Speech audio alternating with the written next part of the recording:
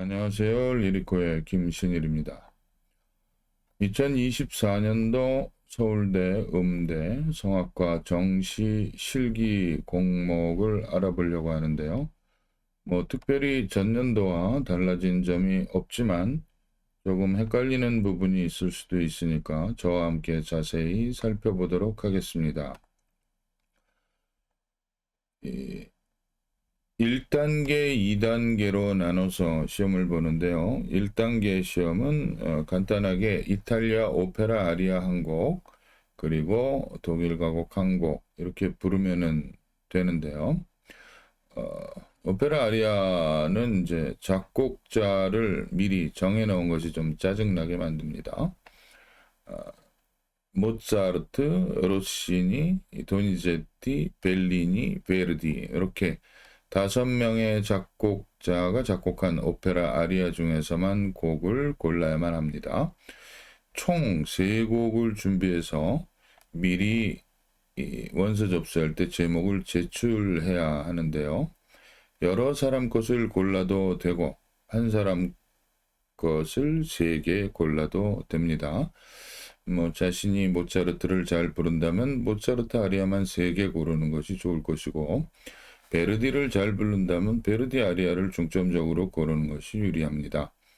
이렇게 골라서 원서 접수할 때 미리 내야 합니다. 시험 당일엔 받아주지 않을 뿐 아니라 아예 시험도 보지 못하게 한다고 거의 협박 아닌 협박을 하고 있죠. 그러니까 사실 한 곡이 아니라 아리아를 3개 준비해야 되는 것이죠. 거기다 아리아만 부르는 것이 아니고 레치타티보, 그리고 아리아, 까발레타까지 모두 불러야 한다고 전부 포함 이렇게 되어 있네요. 간단하게 설명하면 레치타티보는 아리아 시작하기 전에 곡조가 있는 대사 부분이고요. 아리아는 말 그대로 그 선율이 있는 아리아. 까발레타는 보통 아리아가 끝나고 나오는 빠른 템포의 노래를 이야기합니다. 또한 이제 독일 가곡은 4곡을 준비를 해서 내야 되는데 주의해야 할 점은 꼭 슈베르트의 곡이 2곡 이상 들어가야 한다는 것입니다. 즉 슈베르트는 기본으로 꼭 불러야 된다는 말이죠. 뒤집어 생각하면 독일 가곡도 4곡 전부 슈베르트를 불러도 된다는 이야기도 되죠. 슈베르트를 잘 부르는 분들에겐 희소식이지만 평소에 슈베르트를 잘 안 부르는 분은 조금 당황스럽기도 할 것 같네요.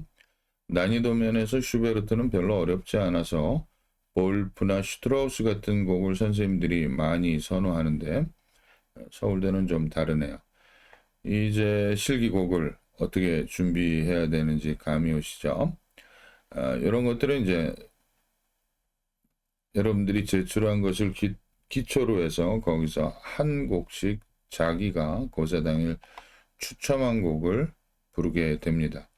2단계 시험도 1단계와 똑같습니다만 1단계에서 불렀던 곡을 다시 부를 수 없다는 것이 조건이란 것을 명심하면 됩니다. 1단계나 2단계 모두 자신이 제출한 곡들 중에서 자신이 뽑아서 불러야 하니까 선생님들이 부르라고 시키는 것보다는 좀 낫습니다만 어차피 자신이 제출했어도 잘 부르는 곡도 있을 것이고요. 조금 모질라다 싶은 곡도 있을 것이니까 복불복이라고 생각하고 시험에 임해야겠네요. 전부 다 잘 부르면 더할 나위 없이 좋을 거고요. 그리고 2단계에서는 시창과 피아노 실기가 있죠. 다른 대학은 보지 않는 미지의 영역이라 여러분들 많이 불안해하는 것으로 생각되는 부분인데요. 시창은 간단한 악보를 당일날 주면 그냥 부르면 되는 거고요. 피아노는 한옥 연습곡을 제외하고 바이어를 치든 소나티네를 치든 상관없습니다.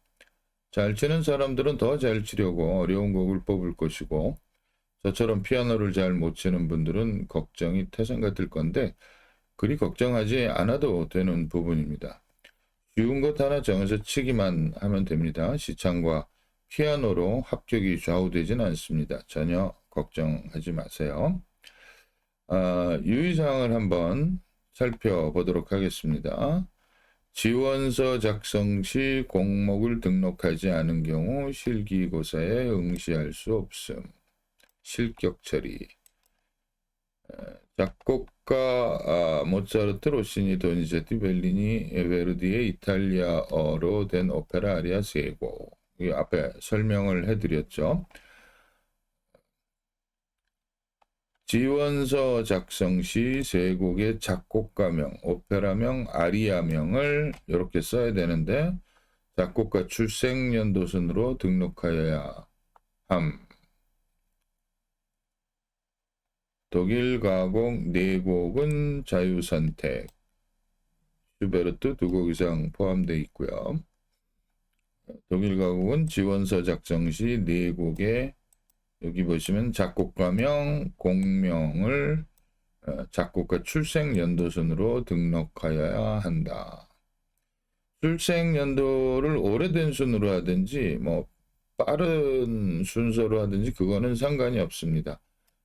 일단 순서를 맞게 적으라는 얘기죠. 지원서에 등록한 곡목은 변경할 수 없다. 요거 잘 기억하시기 바랍니다. 한번 낸 거는 변경할 수 없다 하는 거고요. 독일 반드시 작곡가 출생연도순. 그런데 요 밑에 보면은요, 이 작곡가명, 곡명, 오페라명을 잘못 작성할 시 결격 사유에 해당한다. 스펠링 틀리지 말라는 얘기죠. 뭐 이걸 가지고 뭐 합격한 걸 취소하겠습니까마는 제대로 쓰라는 거죠. 혹시 그렇게 됐을 때 결격 사유에 해당한다라고 하는 거는 미리 엄살을 좀 떠는 거기도 한데 이렇게 적어놨기 때문에 무조건 틀리면 여러분들의 잘못입니다.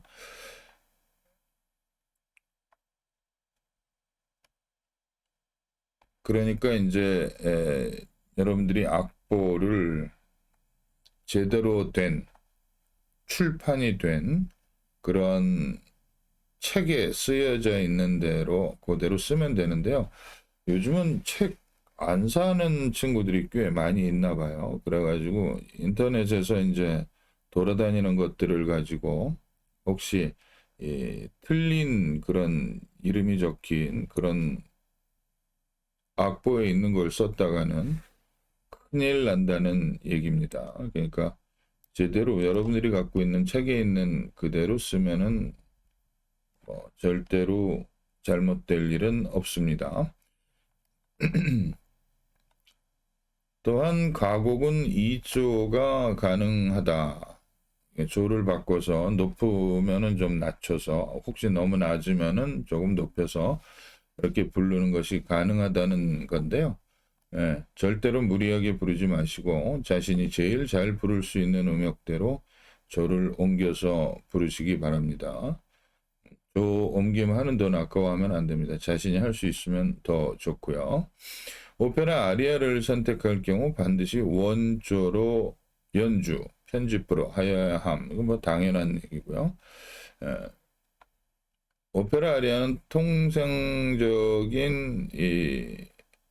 연주되는 범위 안에서 레시타티보, 아리아, 카발레타 등 전부 포함하여 처음부터 끝까지 연주하는 것을 원칙으로 하되 심사위원의 재량으로 시작 시점을 지정할 수 있다. 한마디로 입시생은 연습으로 개고생시키고 선생님들은 그거 다 듣고 싶지 않다는 말이죠. 또 가곡과 아리아 모두 원어로 연주하여야 함. 성악실기는 암보로 연주를 하여야 함. 외국에서는 보고 부르기도 하는데요. 우리나라는 그렇지 않습니다. 우리나라는 다 외워서 해야 되는 게 기본 중에 기본이죠. 성악실기고사 시 반드시 반주자를 대동하여야 함. 그리고 또 충분히 평가하였다고 판단될 경우 연주를 중단시킬 수 있음. 뭐 학교에서 돈 안 들이겠다는 말이죠. 유학 가면 왜 그런지 아실 겁니다. 이런 시험엔 항상 주최 측에 반주자가 준비되어 있는데요. 우리나라는 그렇지 않죠. 우리나라만 내 돈 내고 반주자 데려갑니다. 내돈내산이라 그러죠. 2단계 면접고사를 치른 학생은 당일 고사의 모든 정보를 본인만 알고 있어야 한다. 수험생 혹은 주변 다른 사람에게 알릴 시 그에 해당하는 책임은 본인에게 있다. 요게 이제 올해 추가된 유의사항인데요. 누군가 블라블라 밖에서 떠들었나 보죠. 이젠 하다가 별걸 다 하는 것 같습니다. 하도 고소고발을 남발하니까 그런 것 같네요. 자, 이렇게 해서 2024년도 서울대 음대 성악과 정시 실기 공목을 알아보았습니다. 여러분에게 유익했기를 바라고요. 또 다음에 좋은 정보를 가지고 만나 뵙겠습니다. 감사합니다.